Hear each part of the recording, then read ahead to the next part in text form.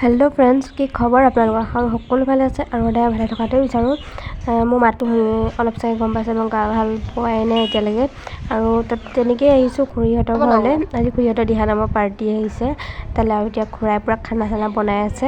আৰু এইফালে বনাই আছোঁ মই চাহ পানী। গাটো ভাল নাই যদিও কৰি দিছোঁ আৰু আশীৰ্বাদেই পাওঁ বা।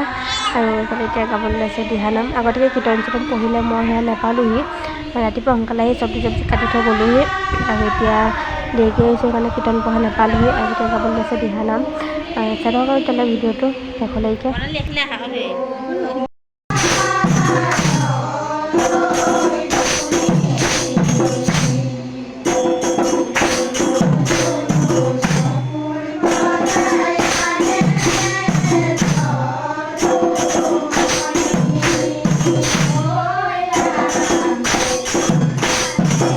আৰু এফালে চাওকচোন, আমাৰ টিকলিজনী আজি ইমান ধুনীয়া হৈ আছে, আৰু মাক ঘৰত ইমান ধুনীয়াকৈ বহি আছে।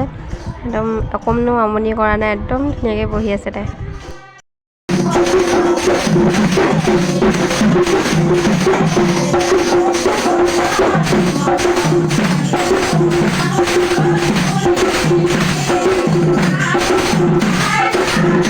আৰু এইফালে খোৱা যোগাৰ কৰি আছোঁ, লাহে লাহে এইবোৰ বস্তুবোৰ সজাই আছোঁ। আমি সংঘৰ মানুহ যিহেতু মাছ মাংস নচলে, সেইটো কাৰণে পনীৰ চব্জি, দালি, ভাত, ভাজি তেনেকৈ আৰু বনাইছে। আৰু সেয়া মামা প্ৰসাদ খাব হ'ল। ভাত খোৱা ভিডিঅ' চিডিঅ' কৰি নাথাকিলোঁ, আৰু ভিডিঅ'টো ইমানতে হ'ব। যদি ভিডিঅ' চাই ভাল পায় like, comment, share and subscribe কৰি দিবলৈ নাপাহৰিব।